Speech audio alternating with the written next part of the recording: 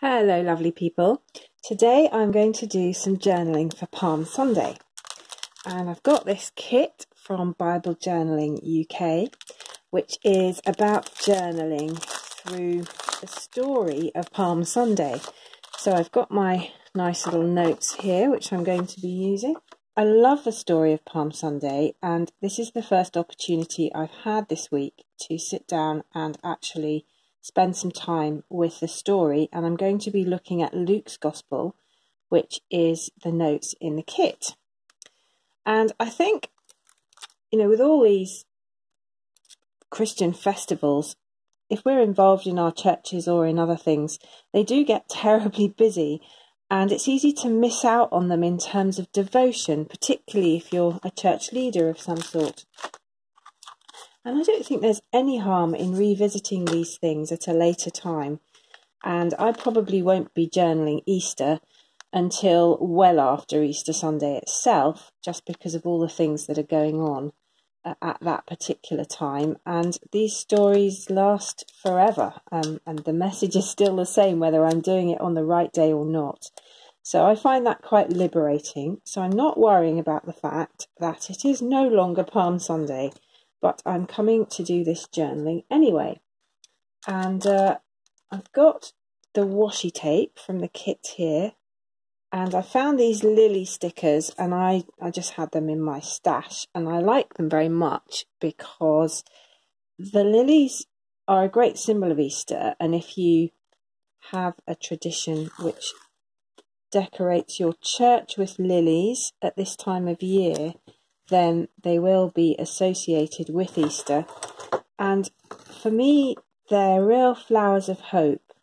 They're often associated with death and dying and funerals, but they also have a beauty and a smell and a life to them. I know some people really hate them, but I like lilies because they kind of, for me, talk about sorrow in the context of hope.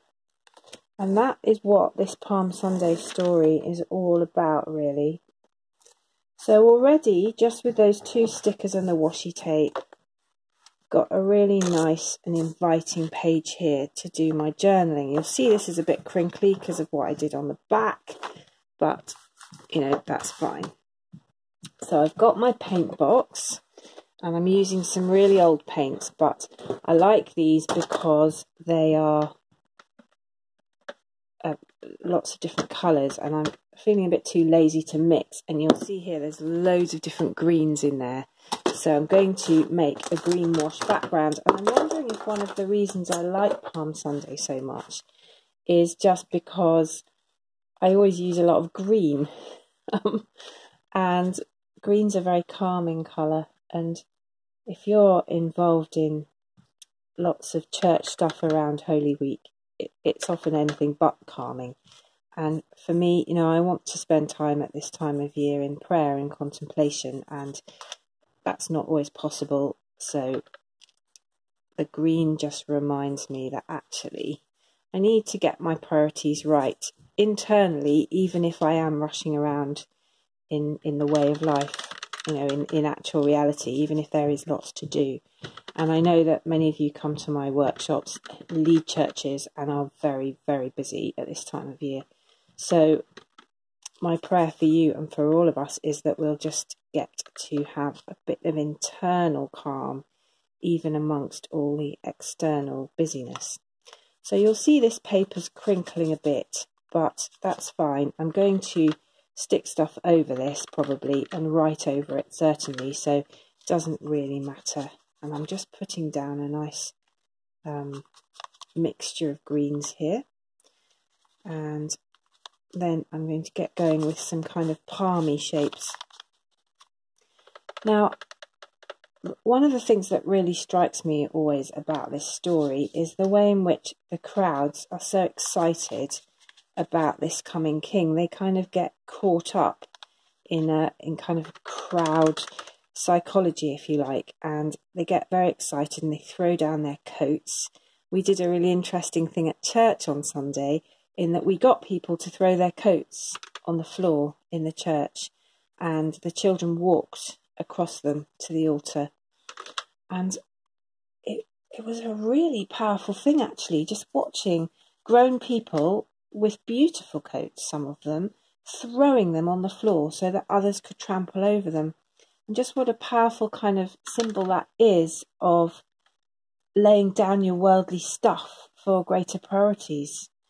And I wonder what that felt like for the people who were there throwing down their coats for Jesus and his colt to ride on. I mean, colts are messy creatures, and to throw down your coat for a colt to walk across was quite a faithful thing to do. It just suddenly struck me on Sunday that, well, what if the colt made a mess? So it's interesting to think, what was the atmosphere like and what were those crowds about? And when they saw their coming king, as they thought, what were they imagining? What were they hoping for? And no doubt it was very different from what actually happened, because less than a week later, and this is the thing that always strikes me about all the hosannas and the rest of it, Jesus was dead. And not just dead, but in a really shameful way. And how did that affect them? And how did that map on to their expectations back at this point of Palm Sunday? I find all that very moving and interesting and perplexing. And I know there are lessons in there for me to learn in my own life, because I know when I come to the Lord, I have certain expectations. And then when those are not met in the way that I'm expecting, that's really tough. And I know that's not just the case for me. So I've put down a lot of colour there, and I don't know if you can see that okay. It's still quite wet. So I'm just going to blot it a little bit and then leave it to dry while I come to the text and do some work with that.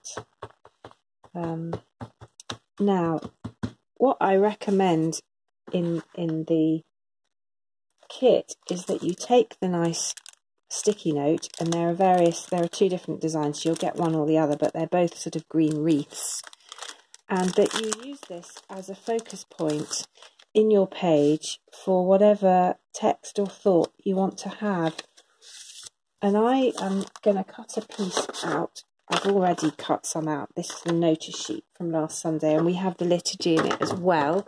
I go to an Episcopal church, which is like the C of E in England, and I'm just going to chop that out because we sung this acclamation during the service.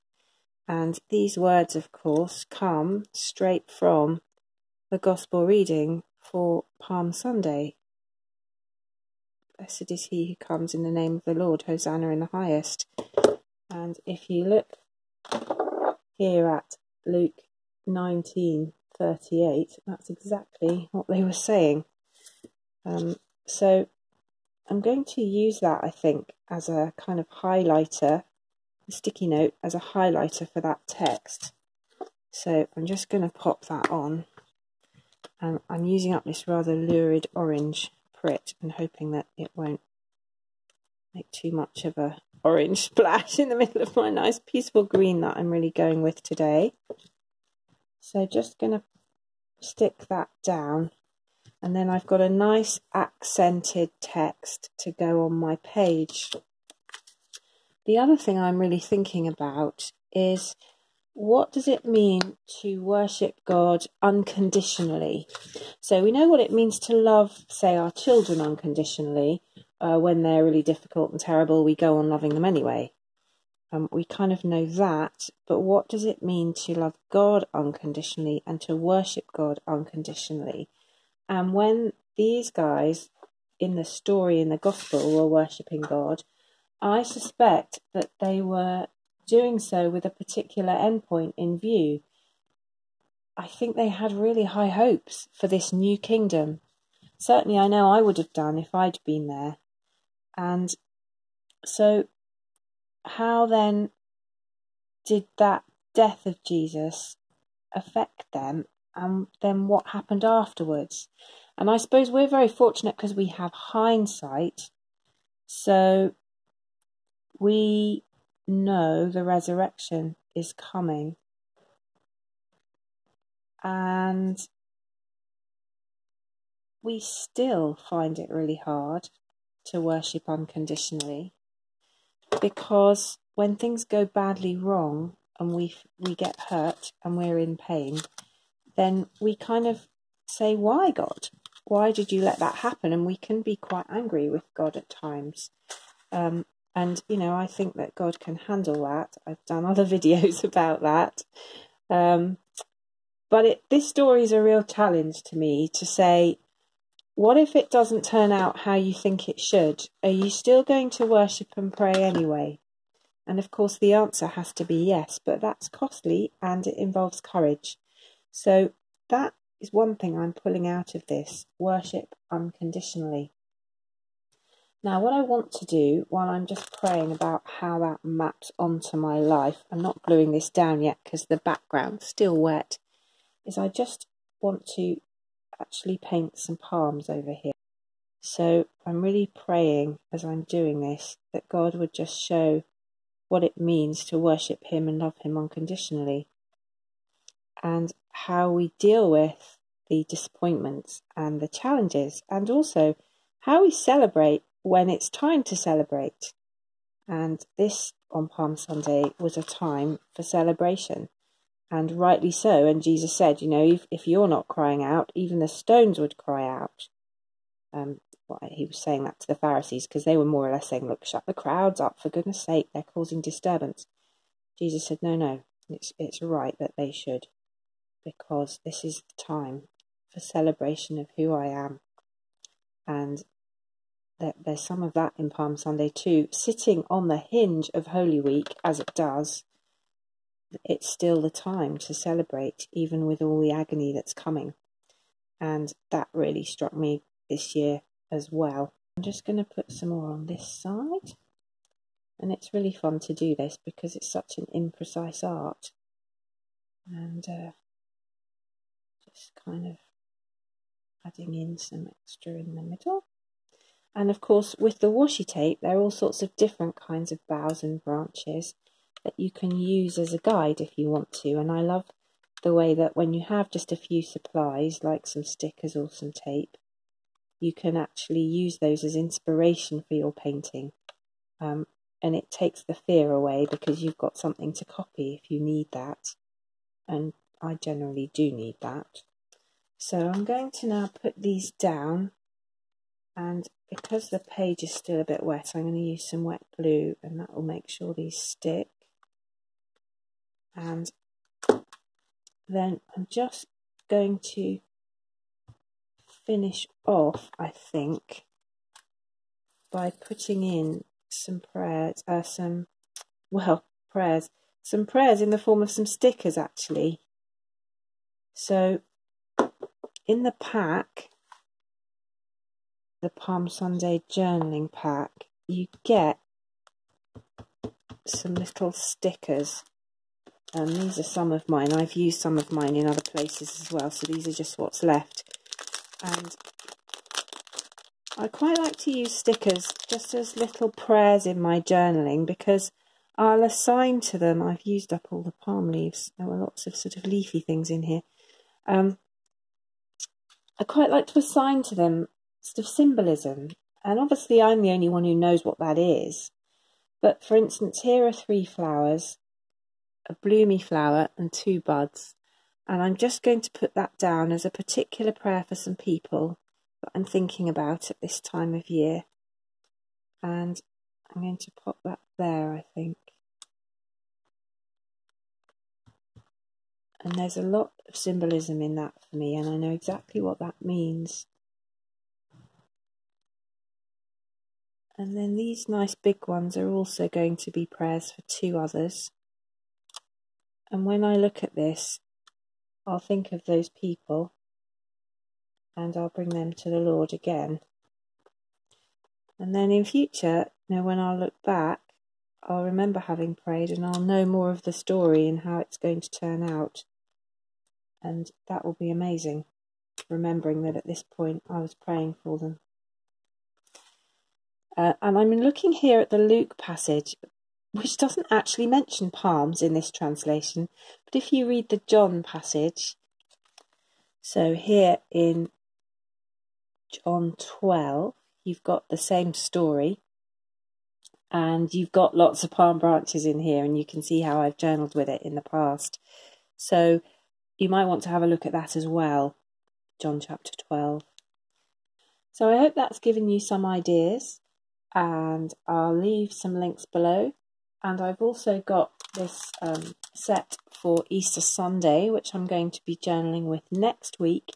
And I've put that on Etsy. And, oh, sorry, there we go. It's got lots of rainbow colours in it, really bright burst in contrast to all this. And it takes you through the gospel story in John, basically. So I've put that on Etsy and the Facebook page, but I'll pop a link below as well. So thanks very much for watching. Happy Easter when it comes, and blessings on your journey through Holy Week. Bye-bye.